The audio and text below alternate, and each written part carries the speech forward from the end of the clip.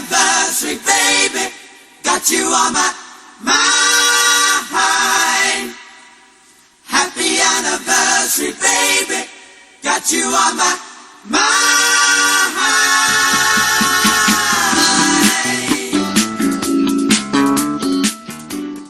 Cast on Titan Chapter 66 is coming to you tonight, or whenever you're listening to this. We are here tonight to talk about Chapter 66 and all the things that happened in Chapter 66, and we're going to get started right. Go ahead and introduce ourselves to get the ball rolling here. Hi, I'm Scott of ScottyB23 from the subreddit. He's a Connie fan, something. Sorry, were you waiting for something? Like I told you I wouldn't this time. No, I wanted to keep going. I didn't know, because this is so repetitive. I'm a Connie fan. It's like, I don't know. Whatever. The same. He's Scotty. He is a Connie fan, and he talked some pretty mad shit about Historia last chapter. Oh, yeah, I did. No regrets. We'll get into that a little later. Zach? 1 sec, I'm counting something. Counting the amount of pauses you could put in our introduction. 6, 7, 8, 9, 10, 11, 12. Welcome to the 1-year anniversary episode of A Cast on Titan, everyone. It's true. Woo! That's what I had to count. It's been a year. I totally forgot. Yeah, this is the super special, extra, special A Cast on Titan episode celebrating the 1-year anniversary. We made it. We actually made it a whole year. We didn't kill each other, mostly. I was about to say, we didn't kill all of us. Some of us are still here. Anyways, with that covered, I'm Zach. I'm Darth Mewtwo, one of the subreddit moderators. I'm a Hanji fan, but I don't really preach like these two. And I don't really preach. You didn't create any pseudo religions surrounding your character. Yeah. Yeah, not in this subreddit. I am Stiller3. I'm one of the other moderators. I am an Annie fan, and fuck it, I don't know. I also edit the podcast. Yeah. We are great at openings. I just have to say that. I don't think we've had a flawless opening since like the first I don't think we've had a bad opening even then after editing. After editing. That's true. Stiller. Before we get into the chapter for this month, we need to put out the disclaimer that this podcast is covering Chapter 66 only and is a Manga Spoilers podcast. So if you have not read Chapter 66, or if you are not up to date with the manga, you should stop here and go read the manga and then come back. Yeah, you should probably read the manga. So with that out of the way, let's go ahead and start talking about Chapter 66. What did you guys think about this chapter? Let's do impressions. Impressions, I liked it a lot, even if the changes in a couple characters, obviously we'll get into later, but Historia and the 180 she pulled, I'm so happy about that, and I'm just so glad they Isayama fixed those corrections, or those mistakes I should say, made them corrections. I like the progression, because it seems like, I know I said every chapter, but I feel like we're definitely going to see something. It's not going to be one of those chapters where this one was, basically you didn't see, or what you saw in the previous chapter wasn't actually what you think you saw. You actually got Rod turning instead of Historia and all that bullshit. But, I feel like they went a better route than Historia turning, because as we all talked about before, we were like trying to discuss how that situation could possibly come out with both Historia and Eren alive if they both transform. So I'm glad that Historia just didn't transform. But yeah, overall, I think this was a good chapter. You know me, I never remember the last podcast, and I always just say it was a good chapter no matter what, because I'm always happy to get a new chapter. But, that being said, this was a good chapter. Wow. And, I do definitely... I'm definitely happy that Historia and Darren are most likely going to both live. We got some answers from Rod. Basically, we got a big family feud going on, lots of stuff, and imminent death possibly, which is always a plus. Does that make Connie Steve Harvey? I don't get that reference. It's a Family Feud joke. Not a big fan of Steve Harvey. I don't approve. Well, I mean, classic Richard Dawson is not clearly the best. Alright. Obviously. Yeah, obviously. Anyway, so my impression of the chapter is sort of like Scotty's, but I know last month we talked, the last couple of months, I don't even know how many months it's been, we've just consistently bagged on about Historia. What is she doing? What is she thinking? What the hell is wrong with her? You know? And when this chapter came out, I remember there was Ben and a bunch of other people were like, yeah, everybody on the subreddit who was talking shit about Historia, look at this, you know? And it was a big comeuppance moment for her, and I remember looking at this chapter like that. It's still, if you look at the panel, it still looks like the needle is in her arm. It was. And it looked like it pressed down. I could have sworn the needle looked like Rod was actually pushing it. Yeah. It definitely did. So that was pretty well done, I think. Because, last chapter's stinger definitely looked like that's what they were setting up for, so that's what we talked about. And I remember we made a joke, like, how could it possibly not be that? And guess how it turned out. I'm a big fan of, so like Scotty said, the continuation of Historia's character development, and I'm glad that he didn't go the bad route with her. And the flashbacks were pretty cool, and that whole imagery and whatnot they did was pretty nice. But I did have a couple of issues with this chapter regarding Aaron and regarding more of my paranoia, for future chapters that we'll get into a little bit later. So I had a little bit of a mixed reaction. I also I don't know. I had to go into like a think tank to try and figure out what my impression was of Mikasa in this chapter, because she had that one scene in that chapter, and everybody knows what I mean, where it's questionable what that means for her character, like if it actually is impactful for her character development, or if it's kind of a throwaway scene. Do you just want to say it so that everyone can key up on what you're saying? I'm not sure what you're talking about. The scene where Mikasa and the squad Levi bust into the chamber, and all the dudes, like John, Connie, and whoever, was all over Aaron trying to unchain him and do that whole thing, and Mikasa went straight to Historia instead of going straight to Aaron. She went to check on Historia first, without going to check to Aaron first, which was a big deal to a lot of people, and it raised the conversation about, she didn't immediately jump and cling to Aaron. That's hey, look at this. This is a sign. This is something new for her. Sign of redemption. This is possibly a step forward for her. It's an interesting conversation, nonetheless. I think we'll get into that a little bit later, though. But I did have a little bit of mixed reaction just because of my paranoia for the future regarding Aaron in particular. With that said, it is a mixed reaction, but I wouldn't say it's bad.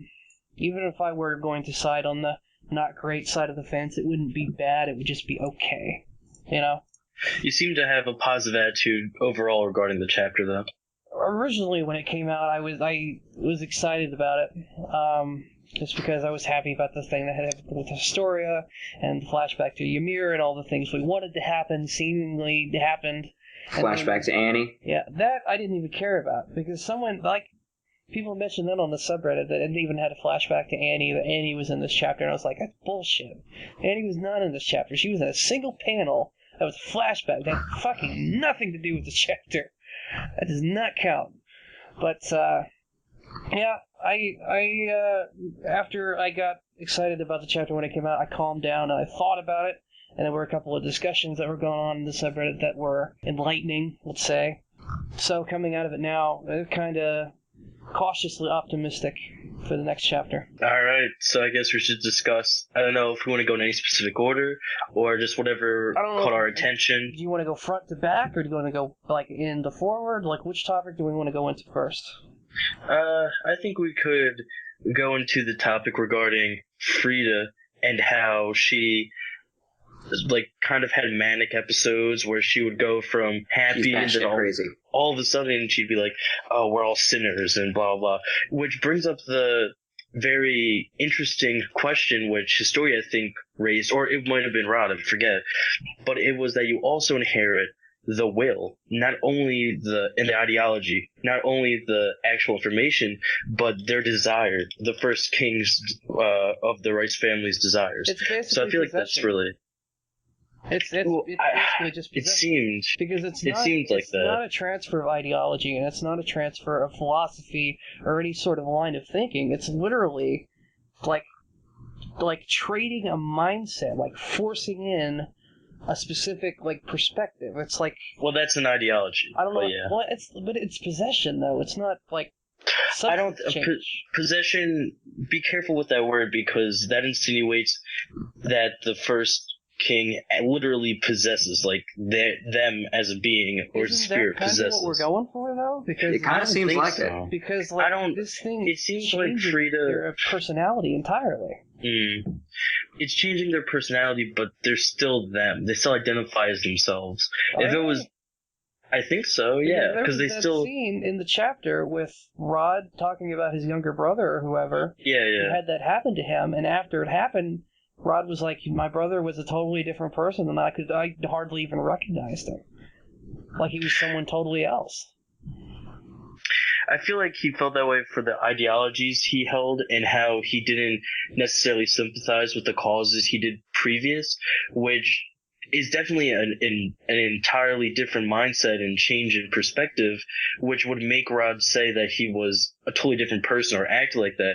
But in essence, all that would require is for you to change your ideology on one huge, gigantic issue that also makes you depressed, such as we've seen in the flashbacks of Frida, how she would be depressed after her manic episodes.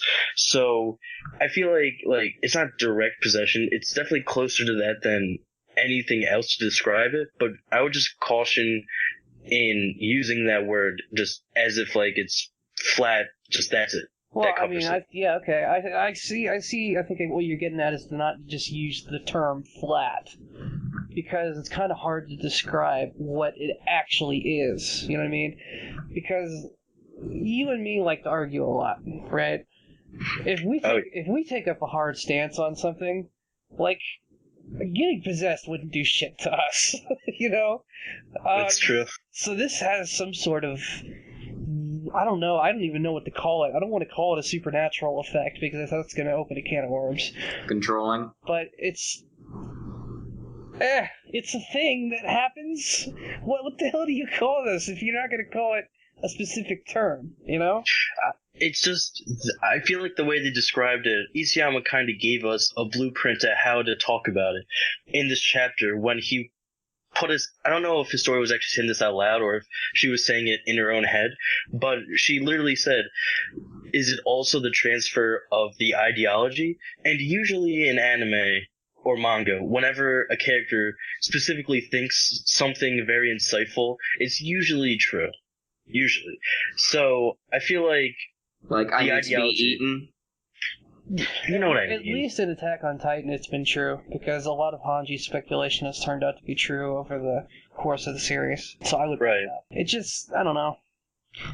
It's an element I probably can't endorse, just because it seems to fall in line with the whole mind wipe side of the show that I just kind of want to put behind a curtain, you know? Stiller, you choose not to endorse about half of the powers of the series. Yeah, I give it the Wizard of Oz treatment. But, although Stiller, I do think with every growing chapter, with every new chapter, you should be increasingly happy on that front, because they seem to be moving farther and farther away from the relevance of the mind wipe, because now it's only become who has these powers. And it looks like, I can't imagine Historia at any point now, like that was her one opportunity. If Isayama wanted to write it in that she got the powers, she would have got transformed then.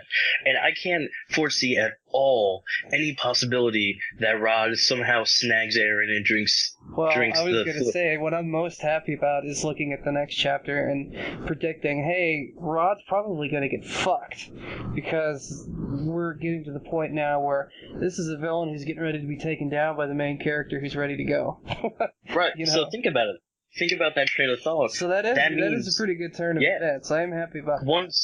once Rod's defeated, which I'm sure either his own demise from the cave collapsing or Aaron, right, or Aaron fucking him up, which is more likely, or a team effort, which I would like to see. But anyway, once that happens, it's like if Aaron keeps the coordinate power, hey, mind wipes aren't a thing. So. It might not be a thing. Yeah, you're right. I can't say that with certainty, but I would say it's more towards that line of thinking. If Aaron holds the power. Going back to what you were saying about Historia, though, I did like that turn of events for her, too, where she's kind of moving away from Rod's point of view, and she had a lot of good dialogue in this chapter that really struck home with me about, wanting to eradicate humanity and saying that humanity is basically full of shit, and that she'll help her friends and she'll help the people who, can't help themselves and can't have trouble identifying and whatnot and have the same kind of problems that she had. And I saw that dialogue and I went, oh shit, she basically fits right in with Reiner, Berhold, and Annie right now with that kind of dialogue. She just made herself the next big villain of the series. She's talking like she belongs in that group, and I'm happy about that because we could use more people in that group. And let me just say, what was the dialogue she said? She said, I'm the enemy of mankind, understand? Yeah. The worst, most despicable girl in history. I'm letting you get away from here, and then I'll destroy everything. That's fucking awesome. I am the enemy of humanity? Get fucked, humanity? That's pretty good. In fact, I think humanity is a problem. We should just let the Titans destroy mankind. That's what I want to hear from her. That's exactly what I want to hear from her. It's a great turn of events for a character. And what I was going to say is, I know Stiller before a couple weeks ago even, he said, oh, you're going to have a lot of shit to answer for on the next podcast. Yeah, and I'm this is before I even read the chapter. And let me just say, I don't think I have anything to say regarding apology or oh, I was wrong or I made a mistake. No, because I still hold true to the fact that this 180 that Historia made was so counter to where her character was going in the way Isayama developed her. I can't predict the future, and if Isayama wants to just suddenly snap his fingers and make a character appropriate or good again, I can't just be oh, I should have seen that coming. No, the way he was building her character and the fact that she didn't have these revelations sooner, how about right after Kenny, or Kanye, whatever, right after Kanye, he gave this announcement and he basically bashed Rod and gave all the great points. How could she not see in that moment? She's still, in my eyes, dumb for not seeing it then. I'm glad she came around eventually, but she doesn't get off the hook for not doing it right then. Connie, this chapter makes it seem like she did realize she was just playing along. I don't know. Even regardless, you can't get out of having to eat crow by saying that it was unpredictable and there was no way that you could have known. You can't. That's okay. That's a comment. Yeah, he already demonstrated that he was willing to do it with Kenny. So saying it's completely out of left field that Historia did it, that's bullshit, Scotty. My name's Scott, and no. But no, because the same could be applied to the previous chapter where everyone in this podcast was oh, well, I don't see how a story could get out of that. It's because Isayama purposefully betrayed our understanding of that chapter where every single panel, unless it was specified to be a flashback, every panel followed in order.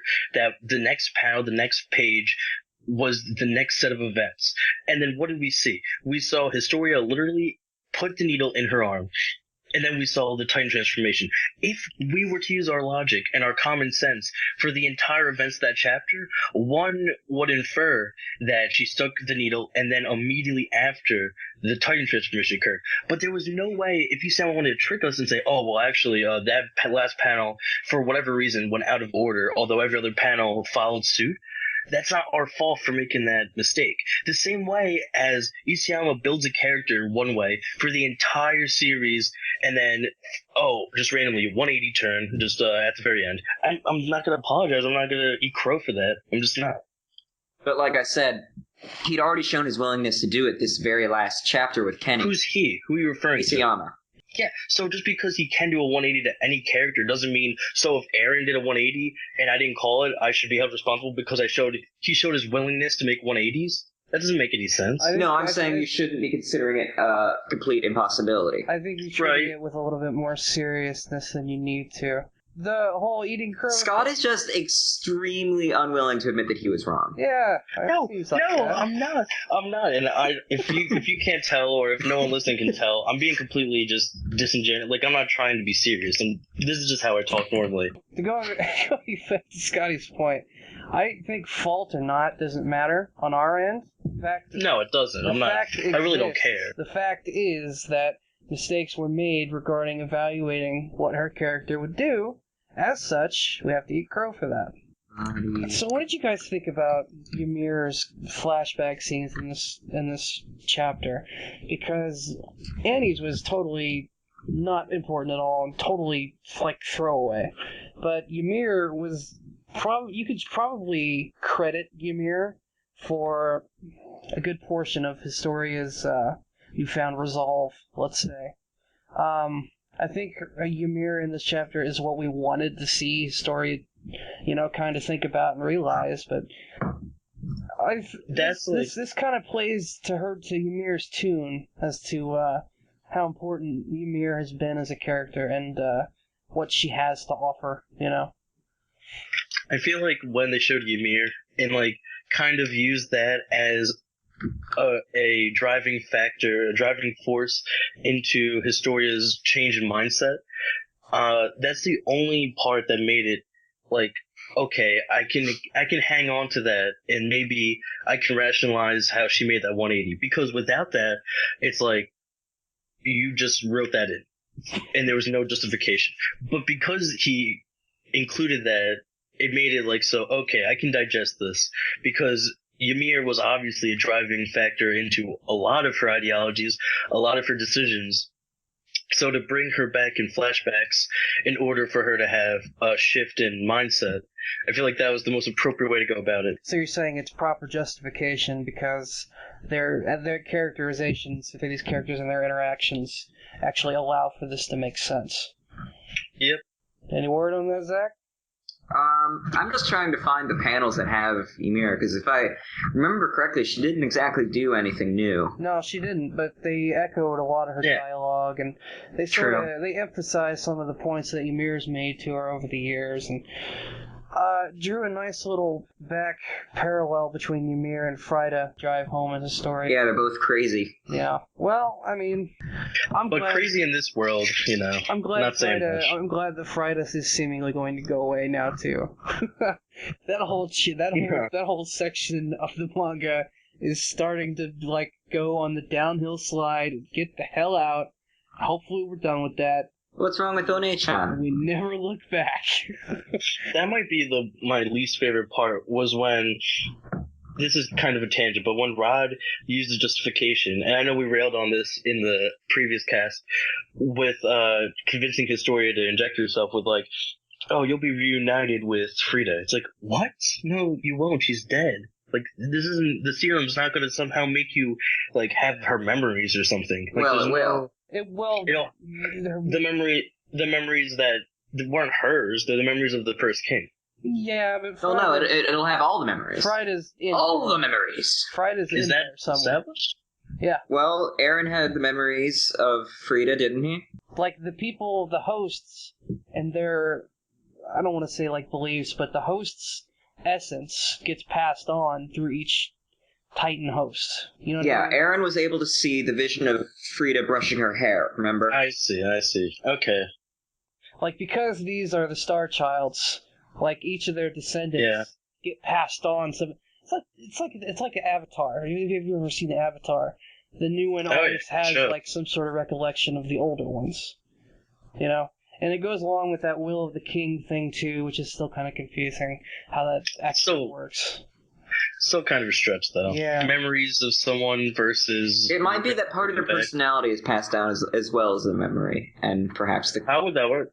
Talk about split personalities. Man, that explains Reiner. If you're calling it confusing, you're preaching to the choir. You're not going to get an argument from me on that one. Yeah, me either. Okay, so next... One of the biggest questions about this chapter that I know everyone wants to dig into to try and figure out is Rod, specifically the again, a 180 here from last chapter, where I don't remember what the specific dialogue line was, but there was a line in last chapter, chapter 65, where Rod said, I'm not supposed to become the Titan, or I can't become the Titan, or I can't... I have the answer for this. I think I do too. I was waiting for this. And in this Zach, chapter, you go. well, there was supposedly a reason why Rod shouldn't become I think I know the reason. the new host. I think Zach does too. Zach, you go.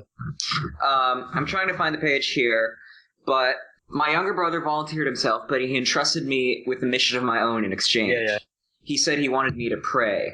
Basically, Uli made Rod's mission in life just to guide the coordinate down as long as he could. And therefore, if Rod were to become the coordinate, he couldn't guide the next generation of coordinates anymore. So he only said he couldn't become because he didn't want to give up his brother's wishes. That's kind of sketchy, I think. Like, I believe that 100%. well, Can't believe I said believe it. I believe it too, but I think it's sketchy as fuck that he's fine with his own daughter going through this so that he could guide her but wouldn't take on the risk himself for her. He doesn't give a shit about her. Yeah, and that's why I think it's fucking shit. Honestly, though, I don't...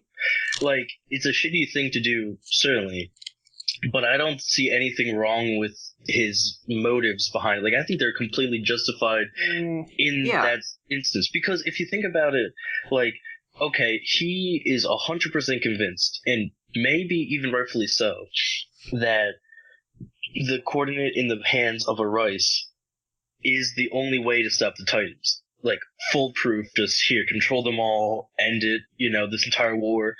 And the only way to do that is to have her ingested because he has to guide her, which I feel he's done with Frida. He's probably had experience with past hosts, so it makes total sense from his perspective to do everything he can to make Historia inject herself and it's become like complaining that an engineering teacher is busy teaching instead of creating new things. Yeah, I don't know. I don't feel like I think he's being closed-minded about it, and that might just be a characterization that just might be, something that he is, but I would have liked to seen him go, alright, well, I made a vow to my brother, but it kind of seems like the Reiss family line and this whole plan is fucking stupid.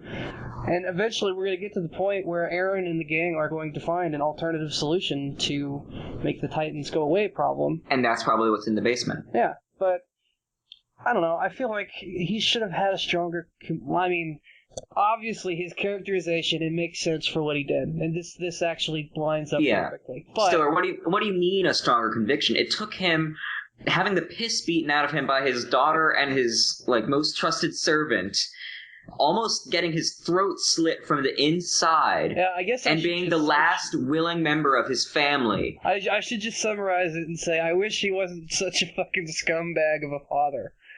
Well, we could all agree on that one. That's basically all I'm getting at. Stiller, with the controversial topics. Wolf, I don't know if I can get behind that one, Stiller. I don't know how it doesn't drive more people crazy. You know what I mean?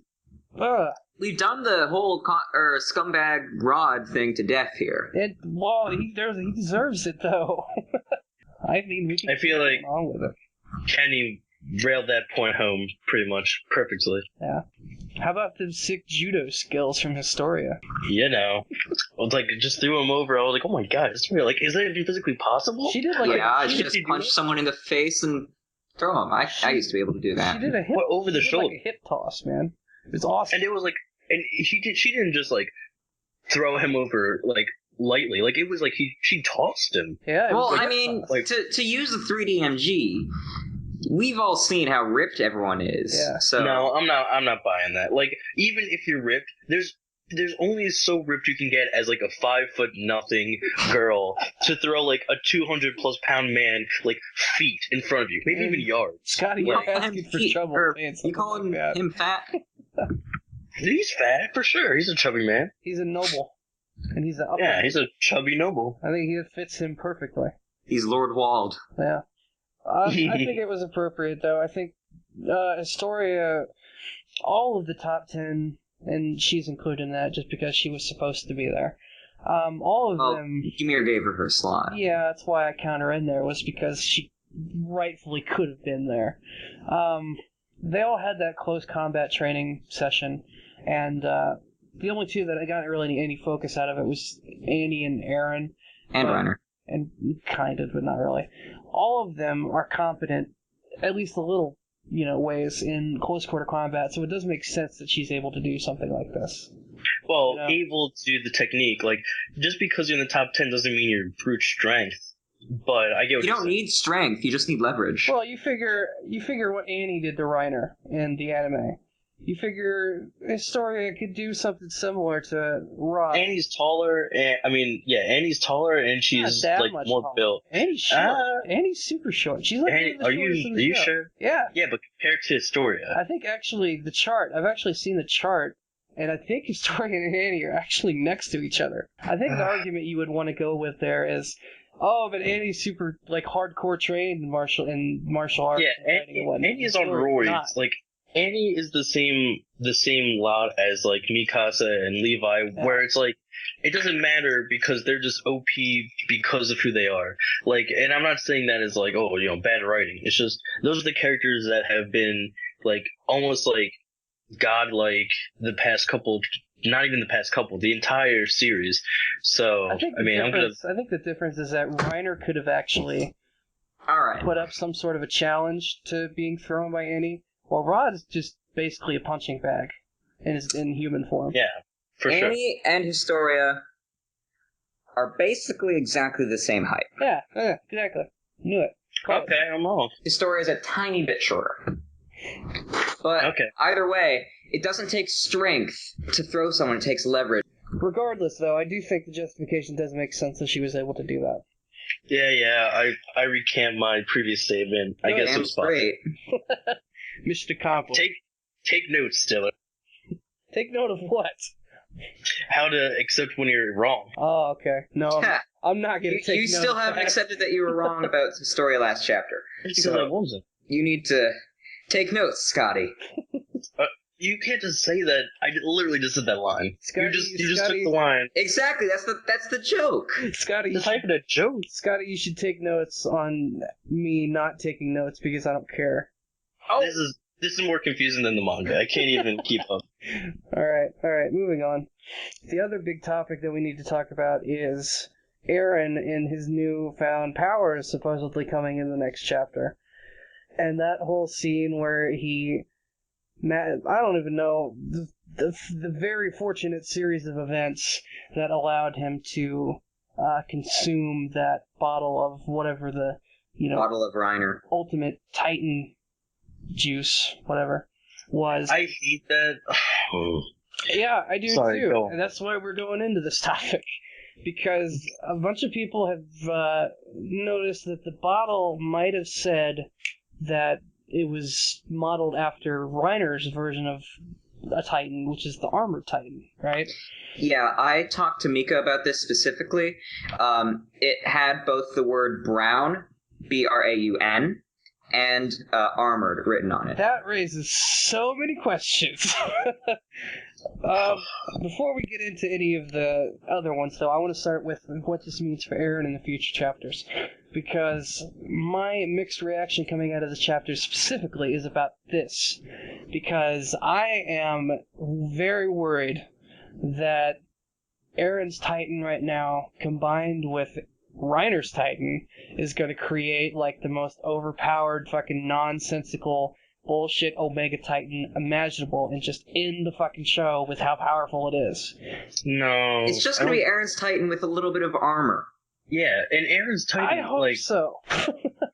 No, because Eren, besides the coordinate power, which, like, it doesn't, unless he uses the coordinates specifically, it doesn't help him in fights. And for all we know, when it comes to other shifters, he can't necessarily, like, he certainly has some effect, but he can't, like, stop them in the tracks. At least not at this point. It does add quite a bit to his arsenal, though, because he... certainly does. He has but I'm saying, in the way of, it's going to be hard to rip his arm off this time. Now he'll actually be able to punch someone. He has better control over his coordinate. He has armor now. He has a lot more experience in fighting. And the main thing I'm worried about is that the bottle contained more plot armor than anything. I feel like the the most troubling part of this, and I don't know if I'm just the only one who feels this way, but the most troubling part of those vials is that my entire mindset and how I wrapped my mind around this serum and how people got a hold of this liquid that could transform you into a Titan was that, I don't know, maybe like it was left over from the previous generations before the walls and before the Titans, and like some like country or whatever like created the serum to turn people into Titans, and then that the specific powers were just like mutations, almost like you got what you got. If you transformed, you may have the chance to get a specific certain defect, but no, the fact that they're actually labeled and they have these, it kind of implies that someone's creating these now, or like someone has these positioned in a certain way, and it's, I don't like that implication. I don't know, it just messes someone with... somewhere is doing the science on this. I think it just... The other part that I mentioned talking about with this is I'm a lot more concerned now for also the explanation for RBA, like Reiner, Bertold, and Annie and their situation that we haven't touched in ever, arguably.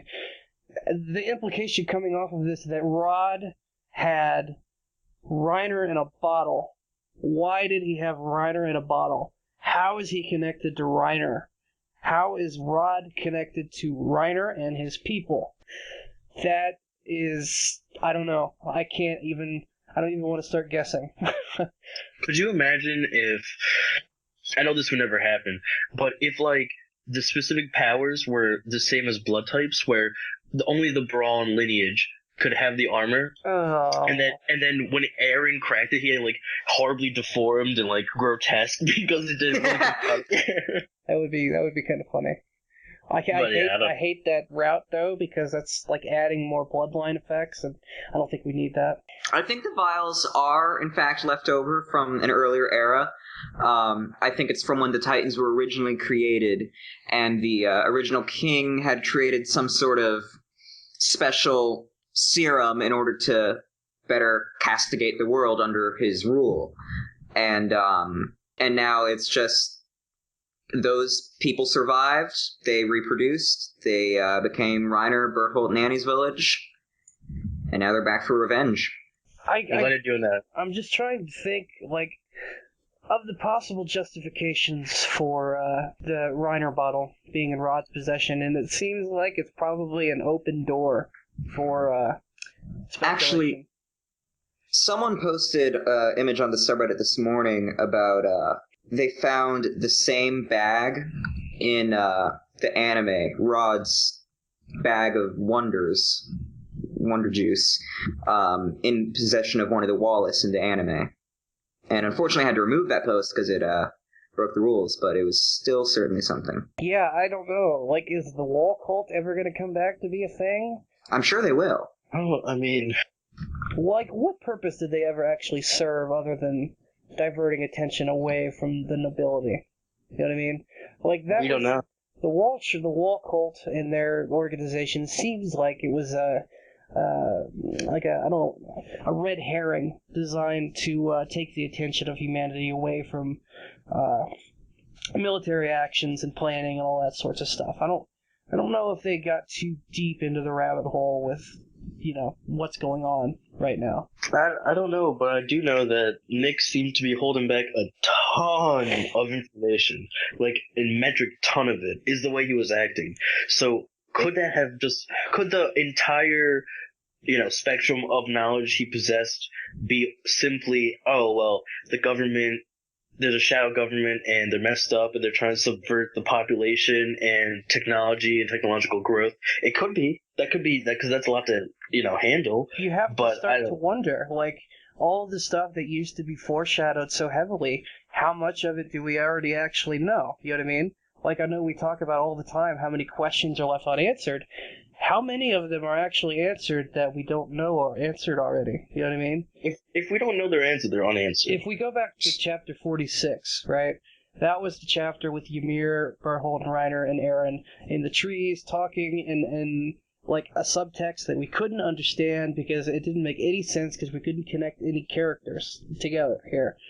But if we go back to what you're talking about with Nick, we could say, oh, well, he might just be talking about Rod and the whole plan with the mind wipes and stuff, or he could be talking about technology being restricted. He could be talking about how the Wall Cult themselves are kind of bullshit in their reason for existing. It could be, the plan for Historia to become queen. It could be anything, Then go back, Stiller. Go back, read through it with the new context, and give us a report on Tuesday. Honestly. I want a book report, too, Stiller. I'll have a report on your desk on Monday. Good. But what do we think about Rod's Titan form in the underdeveloped form we've seen it so far? Levi referred to it as being bigger than the Colossal Titan. That's kind of... ominous. Yeah, disconcerting, I would say. I feel like the most interesting part to me was the first part we ever see, which is on page 2027. And it literally it doesn't look like a vertebrae. It looks like a tail. Like, does this mean... It looks like a vertebrae to me. Alright, it could be. Does this mean that the syringe didn't have Reiner juice in it and then it just had Berthold juice in it? No, it had the strongest Titan juice in it. But what Aaron ate was Reiner juice. Is the strongest Titan juice just non-specific right now?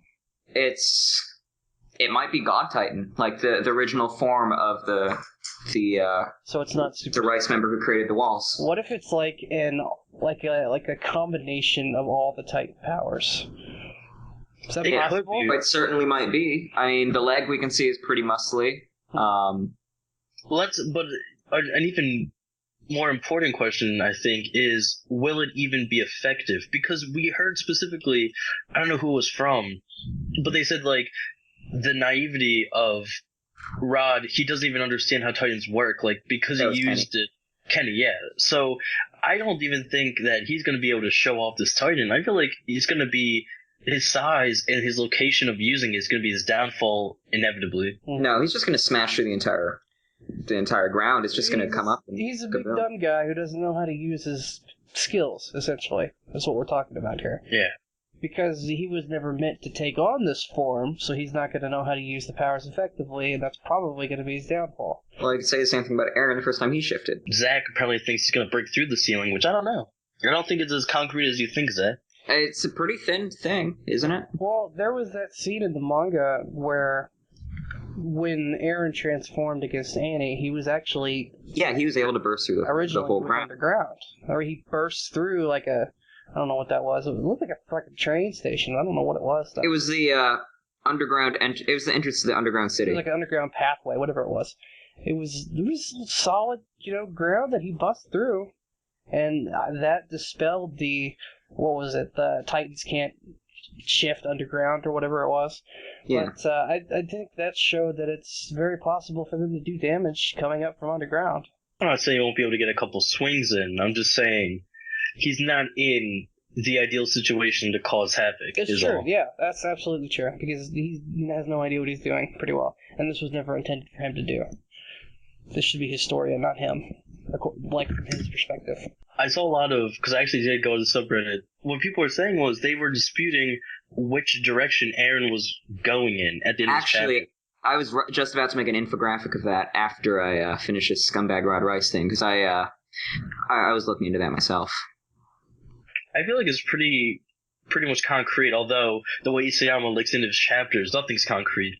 But from what I can tell, it looks like it's very clear Aaron's running towards the Rod Titan. Yeah, if we remember when he transformed into the forest, he was like arms back, chest out, legs back, head back. Do you guys have the chapter open? No. Yeah. Mm-hmm. Okay, Scotty. If you look on the right side, we see like a big black gaping thing. I think that's his mouth. And then we can kind of see the ribs arching outwards, like he's basically in the same pose as Trost.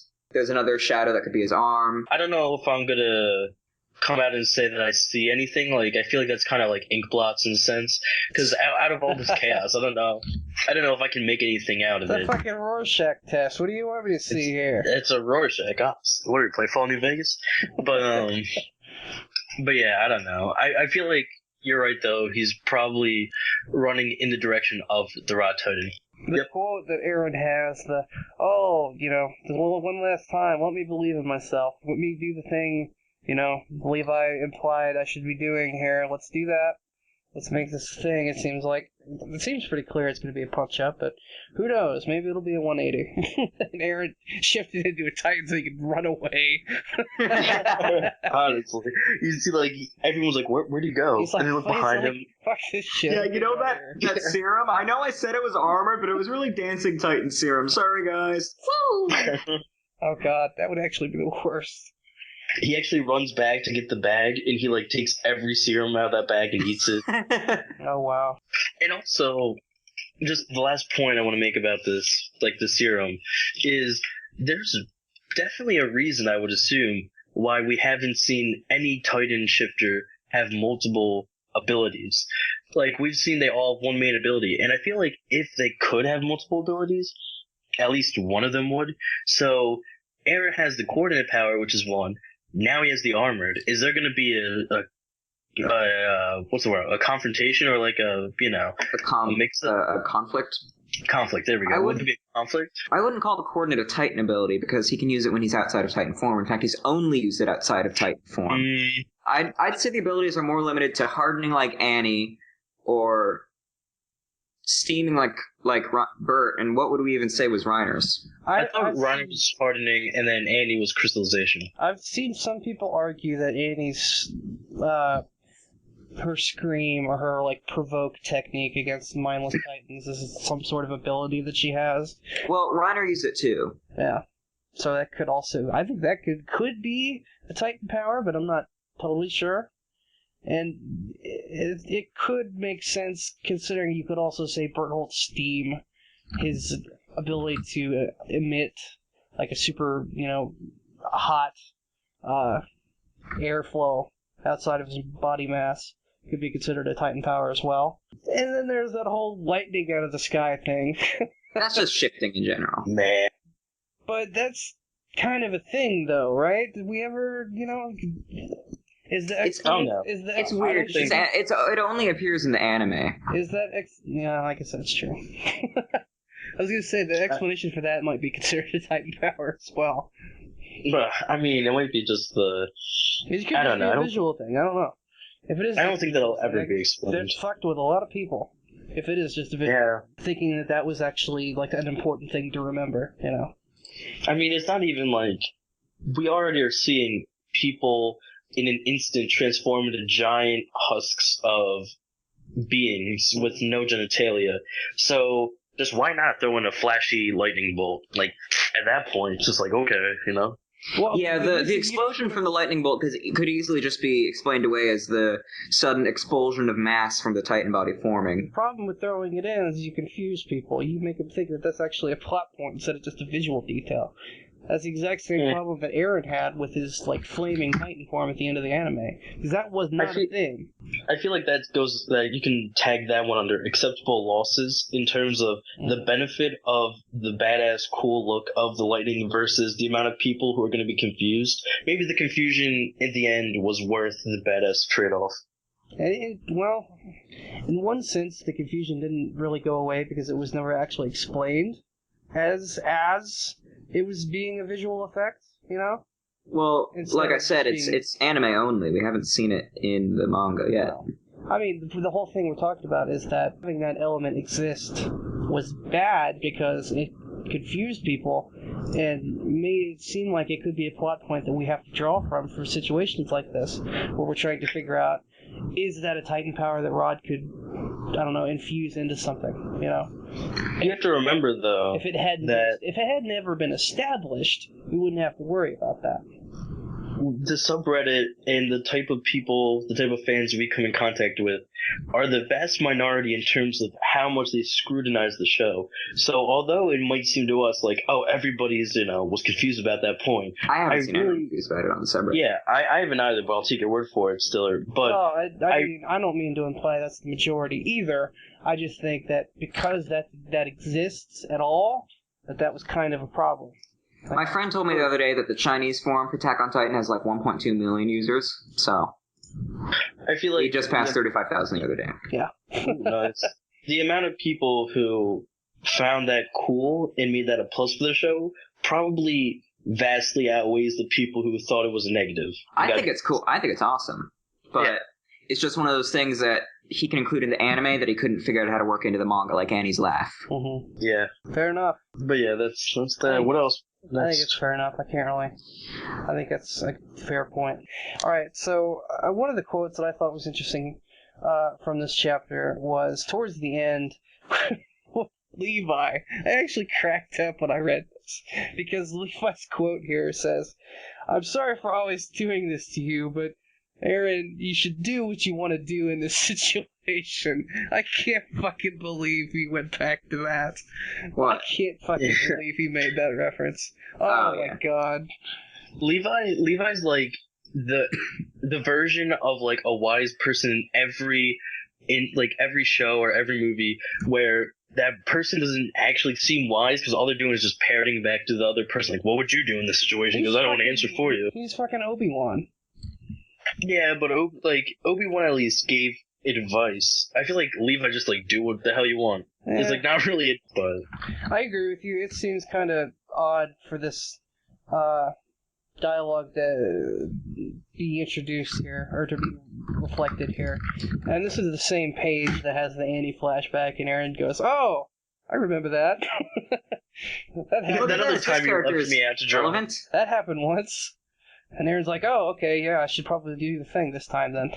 What about the scene with all the guys from Squad Levi basically tackling Aaron as he's standing at the post, trying to unchain him? And, like, I thought that was kind of weird looking at him just being smothered by a bunch of Squad Levi trying to unchain him. Actually, that's a point I think we haven't touched on. You brought it up in your... Connie's newfound boner for Aaron's abs. No, that's actually a question, so don't bring that up yet. We'll answer that during the question. But when you said in your opening statements and impressions, Stiller, about how Aaron's character just acted so stupid this chapter, and it's like we didn't talk about that much, and I just want to harp on that a little bit because I completely agree. His character, like, oh my god, the self-loathing, the like, oh, it was all my fault. Oh, I want to just eat me, and it's like, dude, but it's like Historia, the one who was about to eat you, was like, actually, that's a dumb idea. And then Aaron's like, I don't care, just eat me.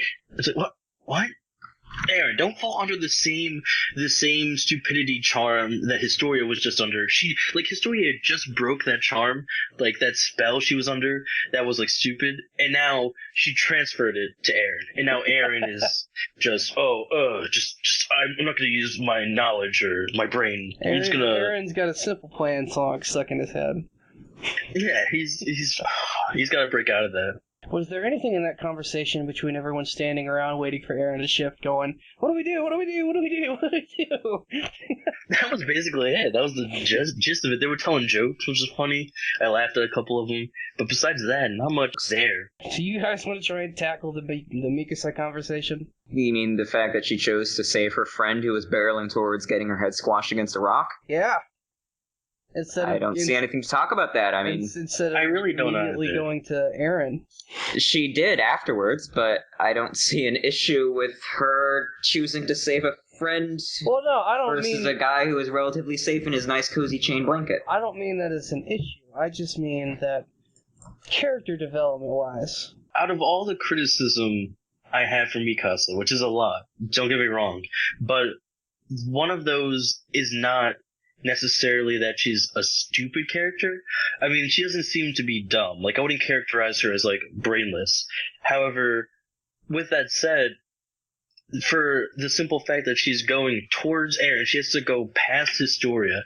Oh, Historia, you're about to fall into rock, and you're clearly weak, and You're getting blown so fast that your brains are just going to go everywhere. And look at Eren, who's just there, and everyone's surrounding him, everyone's helping him. Like, I don't think she's ever been presented as so helplessly in love with him, like and mindless, that she can't even see right in front of her. Like, she always went after him and helped him, but it's never been like, oh, my friends are about to die, but I'm just gonna ignore that and help Eren. Like, there's never been a case of that, so I don't think this is uncharacteristic or even development in her. I feel like this is just like typical normalcy, and then like a joke of someone just saying, "Oh look, whatchamacallit, Mikasa's not helping or going directly towards Eren, haha." And then some people took it too far and like, "Yeah, what does that mean?" It's like, that doesn't mean anything, really. But you know, I'm glad you said that, because that's basically the stance that I took at the subreddit when they were talking about it. That's essentially the same reaction I had to it. But that said, like, I was reading some of their arguments, and I could see where they were coming from. Well, what were their... Clearly, we share the same opinion on that. Because I do agree with what you were saying. I feel like it's important, though, to still present the dissenting opinion. So if you would just want to say that. Oh, God, you're asking me to fucking defend Mikasa?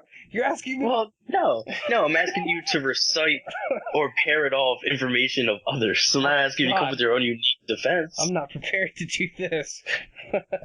This podcast is full of mystery. You gotta be prepared. Oh, shit. Alright, so... the argument for Mikasa's character development in this chapter was that she's...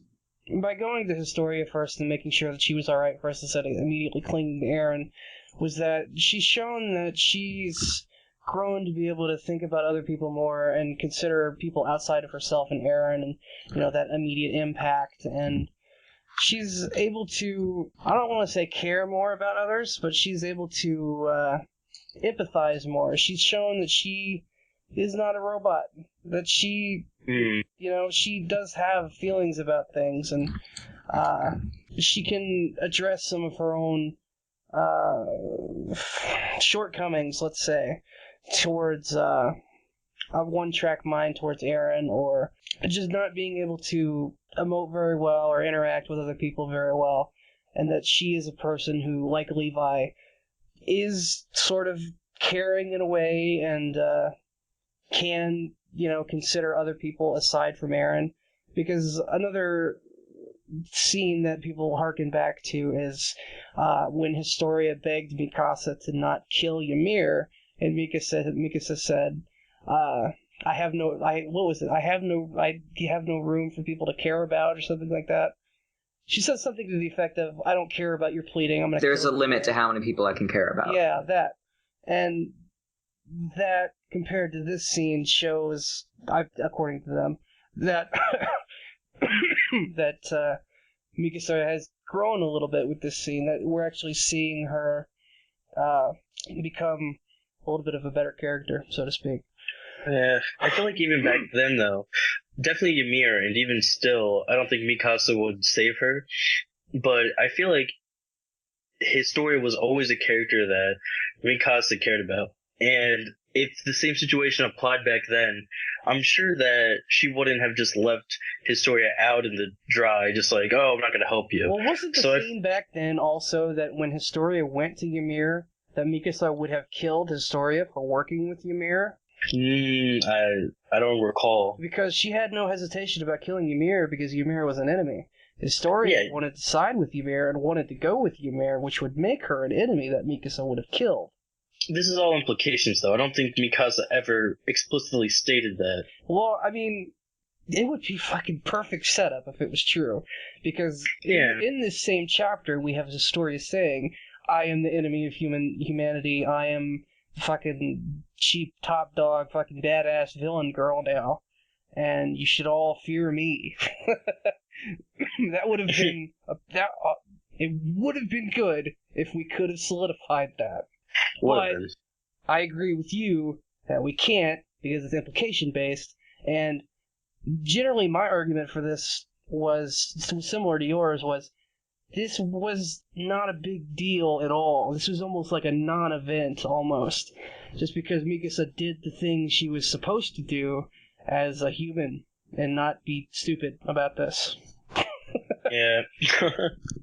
Simply put, like, I can't go on because I just can't defend Mikasa more. You know what I mean? It's really, I know it hurts you, man. It's really asking a lot.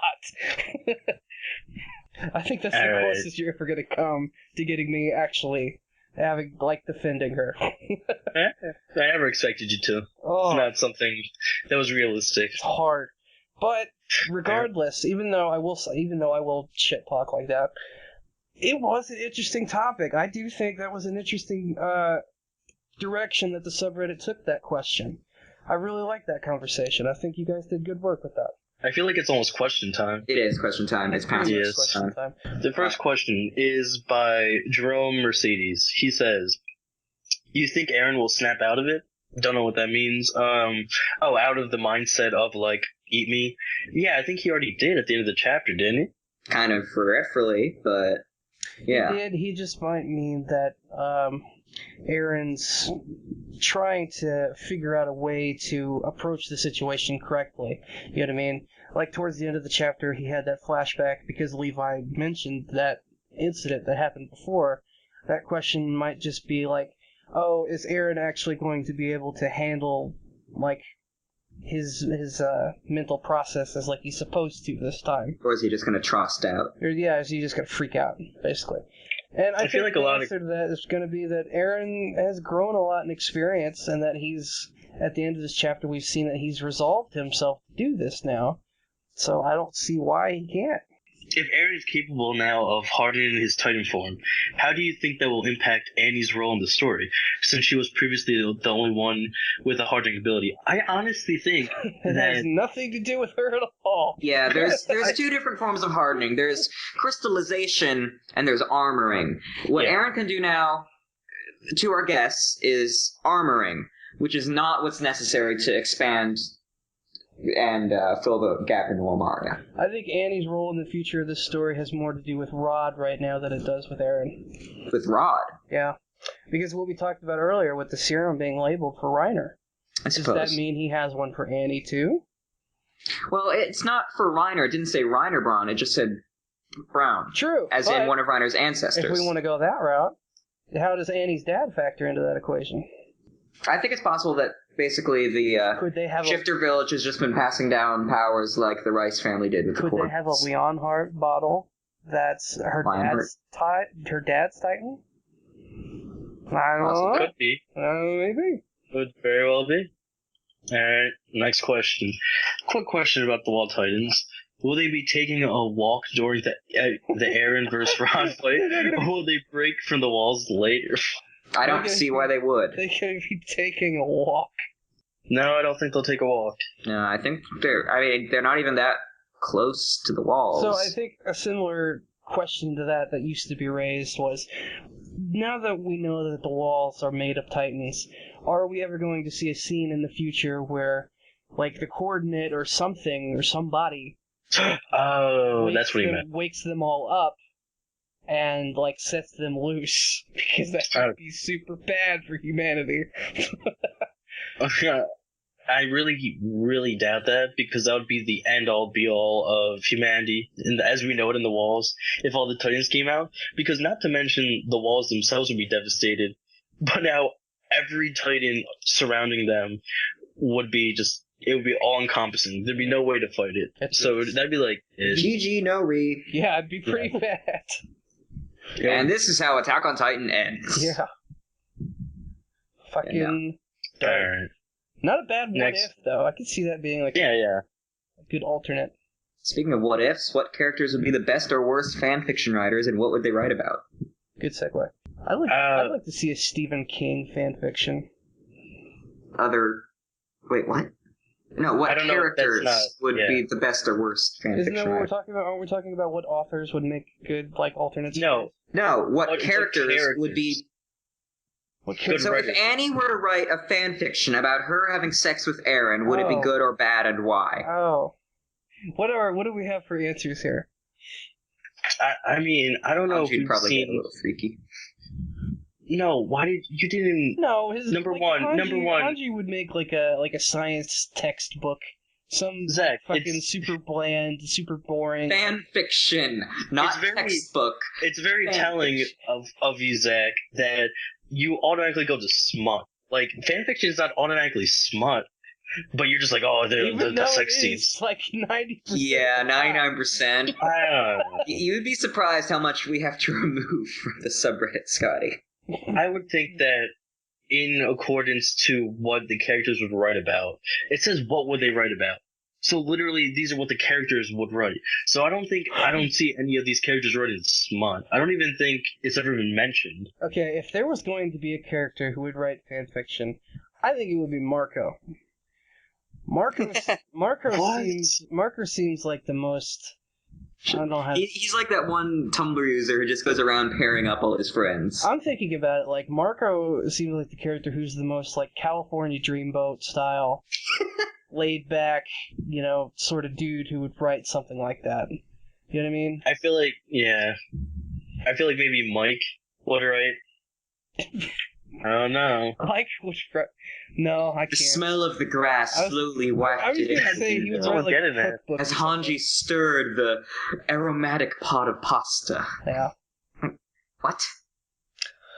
It'd just be a big book of smells. You know what though? He'd be a great teacher for writing descriptively. No one would write more descriptively than Mike. Which makes him actually a pretty good candidate for best fanfiction writer. So I think I'm going to stick with Marco. I don't know if Pretty I hard question. ever would have believed I would say that. Yeah. It's... Petra, maybe. All right. Next question. What awkward thing will Connie do next? Think it will top his failed bush disguise and grab an Aaron's abs. First of all, okay. First, all right. First of all, I have a very Failed bush strong. disguise? No, listen. Yeah, I have a very strong disagreement with your categorization of his bush disguise. You say fail, I say epic win, because I didn't even see him. He was so disguised, I didn't even see him.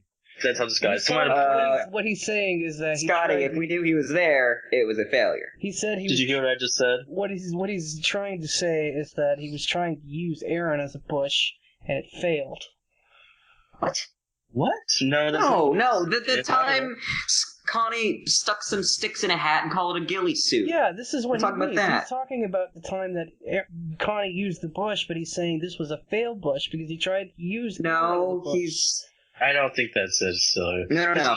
He even I think it will top both his stupid ghillie suit thing and his genius plan of let's free Aaron by rubbing his stomach. Number one, They're two separate things. they are two separate. He puts "and" between it. It's not like comparison. Am I reading But- a different question? No, you're I think you're interpreting a different question. a very But, weird interpretation. But number two, okay, Connie was the only one considerate enough to give his friend a hug, which is what he did. Oh So- my god. I don't think you are reading. That compassion is from a true friend, a true scholar, a true hero. Scholar. He's the leader of the free world, in my opinion, because of that That hug. was Historia. No, wait, no, exactly. No, I wouldn't compare butt chug exactly to hug Connie. So how about the But, first half of the question, Scotty? What awkward thing will Connie do next? Yeah. Again, I don't know what heroic thing will Connie do next. How about the question which says awkward? Yeah, well, how about the time you just made up a different question for the previous one, Stiller, huh? Hey man, He does I have a make some point. You pretty do good that quite questions. often. Hey, I make some pretty good questions. Oh yeah, well I made some too, which was the heroic thing Connie will do next. And I don't know, maybe he'll just save humanity single-handedly? We'll just have to see. We'll have to wait and see. Yeah, how about the most awkward thing he'll do next, though? The most awkward thing, he'll probably shatter the crystal Annie's in, and then she'll die. How is that awkward? That's awkward. It's only awkward, like, after the fact. Oh, Not sure sorry, I after, killed so- you, Annie. Could you imagine how awkward it would be if all of them finally found wherever she was, and then you saw like Connie in his like just excitement. Yeah, okay, you know what? I can was like, see oh. it. Like, he walks up to the crystal, and he's like, hey, this thing looks pretty solid, and he, like, taps on it with his fist. And then it shatters, yeah. That would be awkward. Okay. So I'll buy that. that's my answer. I would quit the show immediately, but I'll buy that. No, you can't quit. So I'm not even gonna comment. You can't quit, he says. It's a threat. From me? From Next. you? From me to you. Today I learned that you can pay money to watch Attack on Titan on YouTube through the Funimation channel. If you guys want to support Attack on Titan through YouTube and through Funimation, you can do that. That's a pretty good option. We already got the next series, so I'm not gonna, Anyway, next one. What will Eren do once he transforms? Try to fight Rod, pick up everyone and run out? What will Kenny and his posse do now that his plan is ruined and he is out of a job? When will you see Yumiya? We're just gonna see Kenny just walking down the street with a grocery cart, grew a big beard. No, he should have the big beard, but he should be walking down the street, like, slouched over, and a tumbleweed rolls by him, and they play real sad music. I feel like, first question, what will Eren do? I feel like he's gonna try to fight Rod. I feel like that's pretty set in stone, but I could be completely wrong. But that's what I feel like. Anyone else have a different opinion? I feel like this next chapter is just going to be full-on attack on Rod Reiss. It's going to be Eren beating him up from the front, Squad Levi swinging in from behind with the swords, and Kenny's squad coming in to help. I don't see One can hope. I don't see everyone fighting him. I see Eren being the tank most of the way, with the rest of the team, like, getting out of the cave first. Once they're on solid ground where they can actually, kind of watch this thing happen. I don't know if they're going to be able to help him at all. Well, if they come in and, like, slice up a bit of Rod, distract him maybe. I mean, I get the impression Rod's, like, I don't know, I just feel like he's going to have, like we talked about how he's going to be stupid, but he's going to have super awesome powers. He's probably got thick skin. Like, he probably has armored, skin that'll be hard to impact. Maybe they'll find some joints or something. Maybe. I don't know. They're just going to be like little harassing flies to distract Rod. Yeah, and I don't know if it's a good idea because, like, Rod might kill them. Flies get swatted. Yeah. Good opportunity to get rid of Sasha and Connie. Nah, maybe Sasha. Not even though. Second part. What will Kenny and his posse do now that his plan is ruined? I feel like his plan's not really... Like, okay, his original plan was definitely foiled, but he's improvising as he goes, and he seems to not even be really that disheartened about it. He seems to be just enjoying it, which is really... He's kind of freaking out. I disagree. I don't think he's freaking out. He's like, oh, things are getting interesting now. Like he said that. No, he's screaming at his team, get the hell out of here, you idiots, we're all gonna die. That's not because his plan's ruined. That's because the cave is collapsing. That's all that is. That's not him panicking because the plans are foiled. Can somebody remind me what Kenny's, like, main goal is? He wanted to turn into a Titan and become the new king. And now that that's not going to happen, what's his goal? Exactly. His goal is just to see... I think he honestly wanted Historia to become the ruler. That's what it looked like. No, because he wanted Eren to transform, and he wanted to see a fight. That too. He's basically just like... She's basically moving for, like, a bleacher seat so you could just watch this. Basically, he's just that guy... Yeah. Zach, you just disagreed with me when I said he was, like, interested in this. You're like, no, he's panicking. And now you're like, oh, he's on the bleacher side. Well, he was. But now that Rod's transformed, he's panicking. Okay, I see. What about the squad? Is not Annie's squad going to do anything in particular? That would be Kenny. And he's met up with them now. Well, I mean, are they all going to just, like, go camp out somewhere, watch this shit go down, or what? They follow his orders, and I feel like his orders... quite possibly might be take Rod out. I feel like in the future, Kenny could easily just fall back and do his old job. I could see him becoming like a mercenary or an underground, crook type person that he was before. I don't think he'll be out of a job for long. I don't think he's much worried about that, considering like the fate of humanity is almost literally unraveling in front of his face. Kitty seemed like somebody So- who cares about the fate of humanity. Yeah, not human. Maybe. I mean, literally, no, because we didn't get into the specifics regarding his ideology and like what he's about. This is why I asked. But it seems an awfully lot like he's just trying to rid the world of the Titans, and he just wanted to do it himself I almost by turning wonder into them. if Kenny's goal is to not rid the world of bullshit, not specifically the Titans, but just like, stupid. Either way, Yeah, Titans fall into that category though. That umbrella. That's true. Okay, I mean, like as far as ideology goes, I think it might be a broader goal. Sure. He might be like He's a man of- he might be like a grown-up version of Marlowe. I'm actually wondering no. if Kenny's okay right now. Because his last line is, "You idiots, don't come any clo." And then there's sound effects for, like, crumbling rock. Almost like he might have gotten squished. Yeah. I doubt that would happen, but... Yeah, I doubt it too. I don't see that. At the least, he might be injured, or at the most, I should say. I don't think he's like literally like, oh, that's it, squashed. Like that would be such an anticlimactic end to his reign as a character. I don't know. Next question. So where's Armin? Is he taking care of Hanji? I think that's the thing. Yeah, he and Hanji skedaddled. We can't have the smart people anywhere near the scene where we need smart people.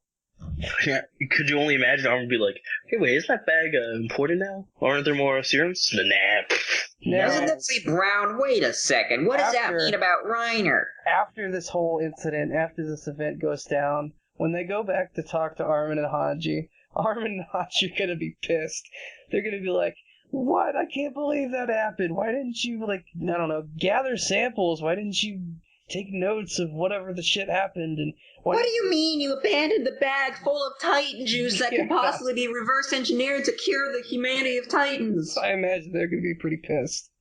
And also, I'm starting to think that another way ECM was going to clear that, that trope of, oh, here are the serums, and now we can do all this cool stuff with it. It's most likely going to be that those serums are buried under all the rubble, and they crushed, and then they evaporated, or something along that line.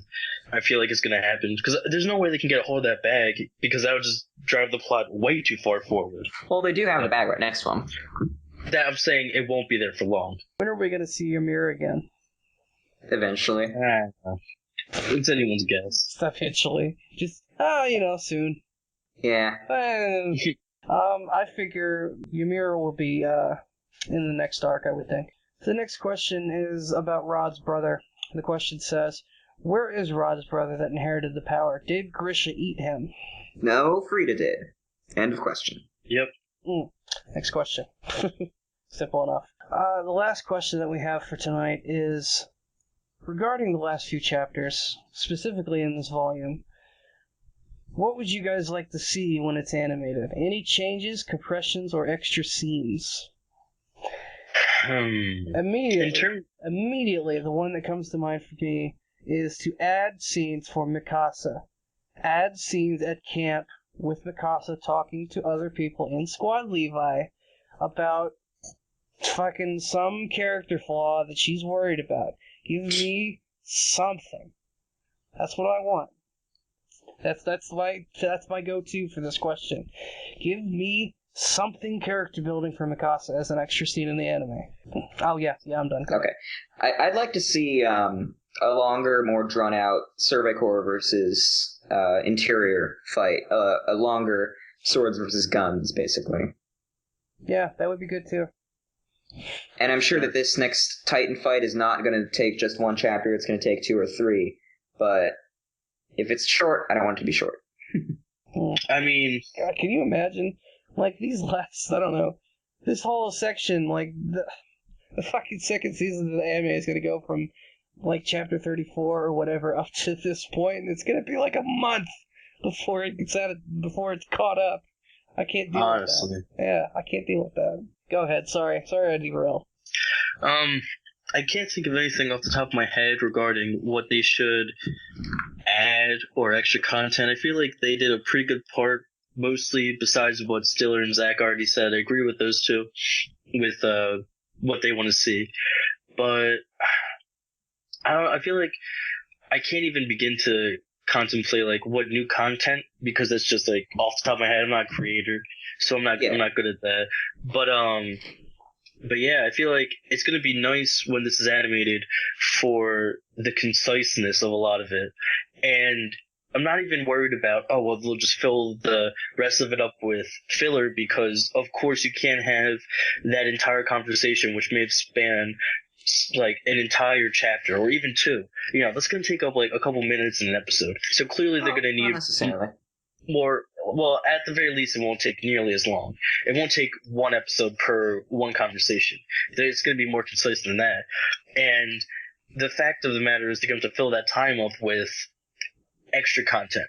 So what that is, I can't speculate. I'm not a creator. I can't fabricate new information. Fucking character building, man. Give me some more character building. Yeah, I would like to see some more, and I am biased in this, but I would like to see more secondary character and team building, which of course involves Connie, but even still, even if it didn't involve Connie, I would like to see more extra secondary character building.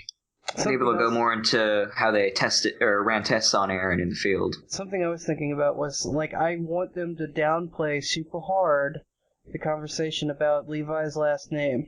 I want that to be really downplayed.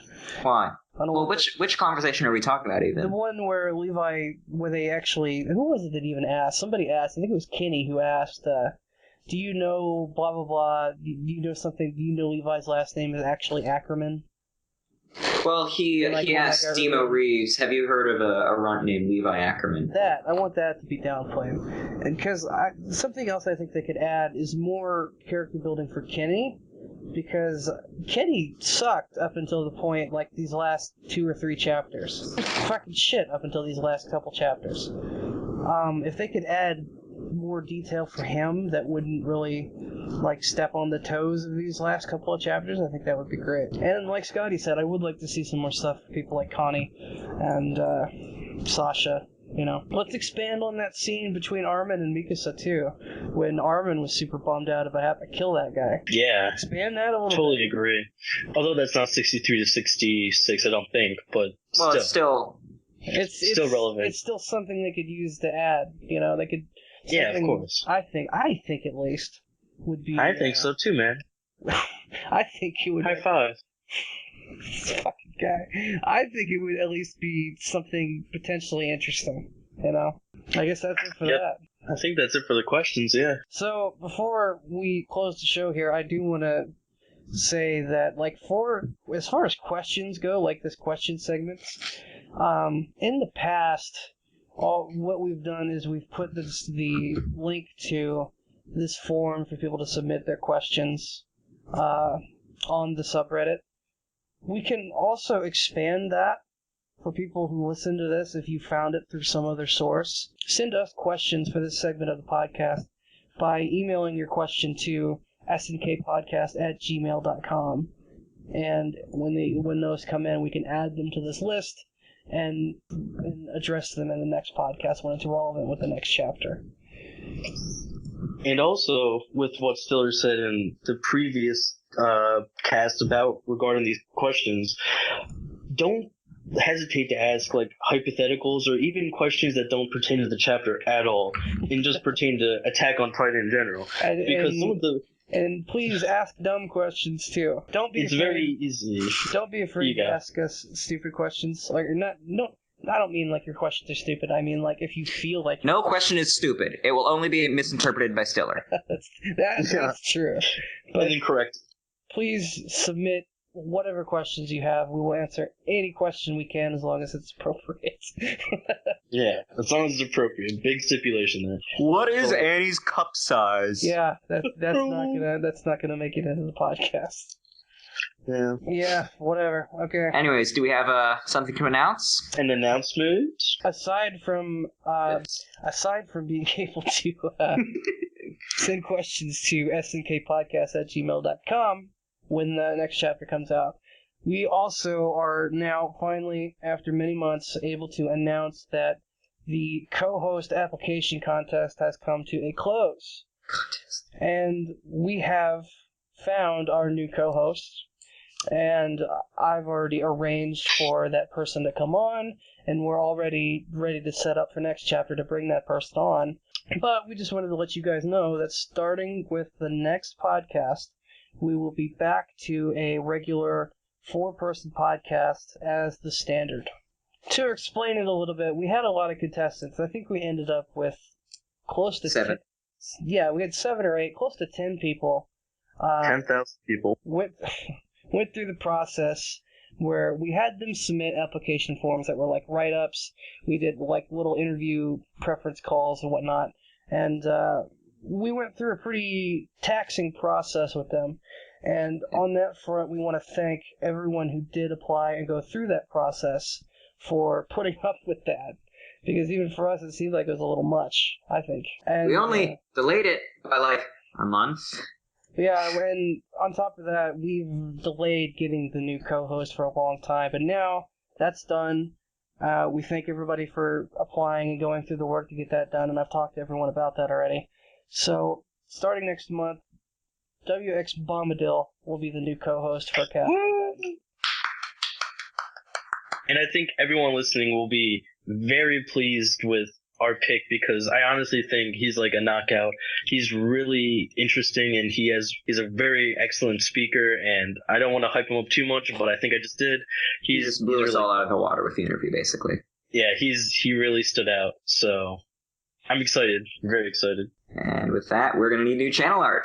So, Yeah, I'll we have some updating to do of the channel, and not to point out anything that people shouldn't see before it's fixed. But we're going to be working on some things coming with the new chapter. Don't die, son. I think with that in mind. All right, Scotty, are we going to go with the backup co-host then to replace Stiller? Yeah. Since he's about Yeah. Alright. The backup host is Isayama. We didn't want to bring him in yet, but We wanted to save him for the special 2-year anniversary. Yeah. Oh yeah. You know what? Happy 1-year anniversary, guys. It's been a fucking crazy road to get here. I don't want to talk about Get some fireworks later. Yeah.